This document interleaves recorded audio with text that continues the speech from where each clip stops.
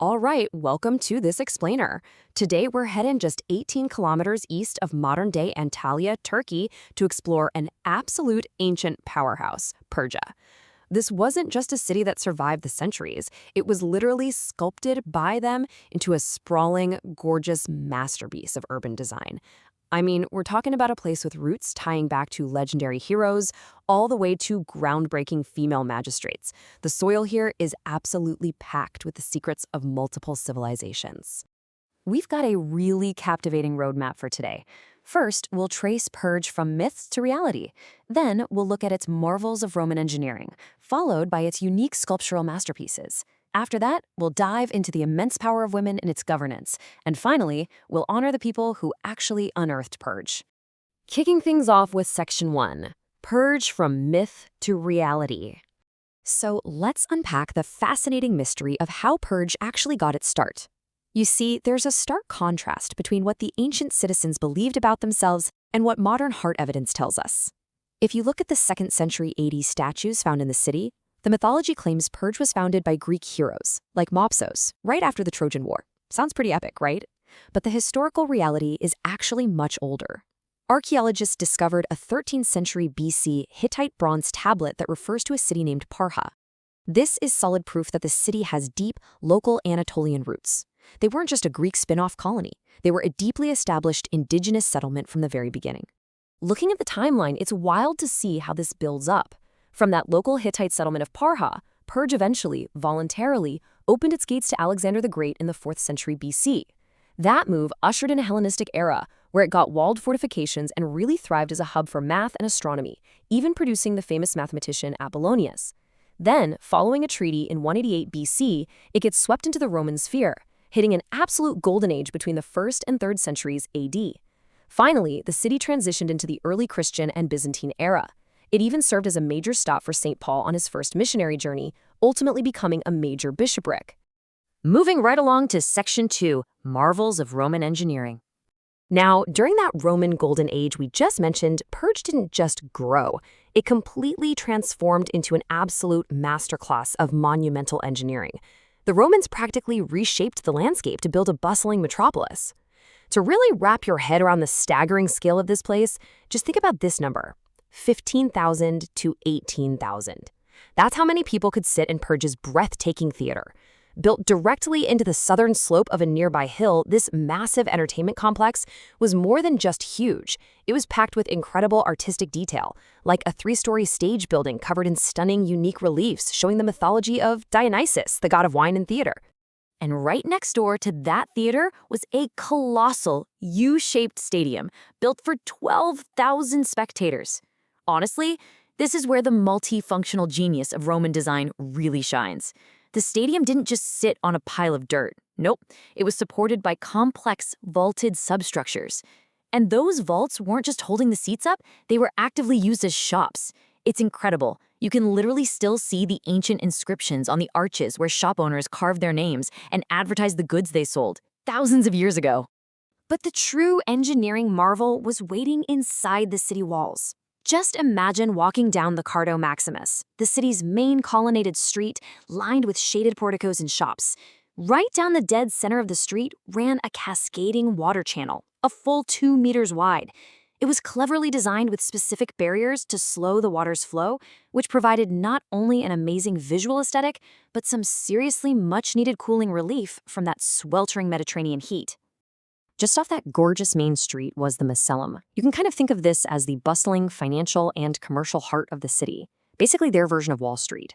It was a massive 75 by 75 meter square courtyard, completely surrounded by shops, and it featured this highly distinctive circular structure right in the middle. If you were trading goods, securing an investment, or checking the local prices back in antiquity, this square is exactly where you needed to be. And of course, no Roman city is complete without its baths, right? The incredibly well-preserved South Bath complex brilliantly illustrates the ancient bathing ritual. Citizens would progressively move through 3 stages. First, the frigidarium, or cold room, then the tepidarium, the warm room, and finally the caldarium, which was the hot room. And how did they get it hot? Through a total engineering marvel called a hypocaust system. It was basically an intricate subfloor and wall cavity heating network that pumped hot air directly beneath the bather's feet. Pretty brilliant. Okay, Section 3, unique sculptural masterpieces.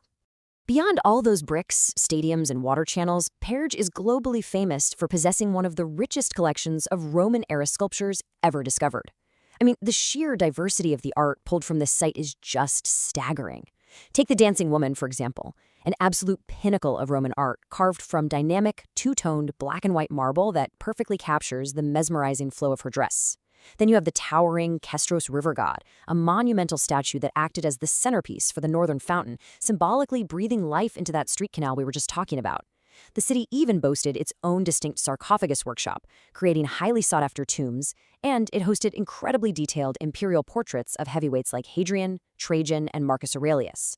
But honestly, my absolute favorite piece of art from Perge comes with a transcontinental modern-day mystery attached to it.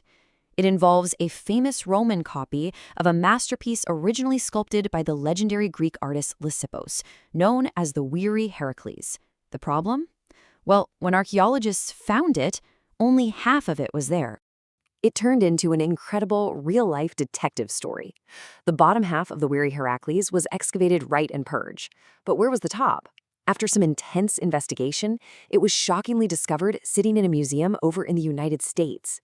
It took years of diplomacy and legal wrangling to track it down and get it back, but eventually the top half was returned to Turkey and flawlessly reunited with its bottom half. Today, it stands as an amazing testament to both ancient artistry and modern perseverance. Moving on to Section 4, the power of women in governance. As we shift our focus away from the art and look at the actual citizens who walked these streets, we discover a really fascinating societal structure. Perge was incredibly unique in the Roman world because of the immense power, influence, and authority wielded by its women. To really understand this, you have to look at the city's spiritual identity, which was completely tied to a female deity, Artemis Pergaia. She was the iconic patron goddess, universally revered, and her image was stamped all across the city's coinage. Interestingly enough, though, despite her overwhelming importance to the city, her famous temple is still waiting to be found. It's likely hidden somewhere near the ancient Acropolis, or the necropolis, just waiting for the right dig. But this female power wasn't just divine. It was very real in the mortal realm, too. Let's look at Plancia Magna. She wasn't just a wealthy citizen. She held the title of Demiokurgos, which meant she was the chief magistrate and the absolute highest public official in the city. She used her vast personal wealth and political power to completely transform Perge. Most notably, she turned the old Hellenistic city gates into a magnificent, statue-lined courtyard of honor. She essentially, single-handedly, orchestrated the urban renewal of her entire city. And finally, Section 5, those who unearthed Perge.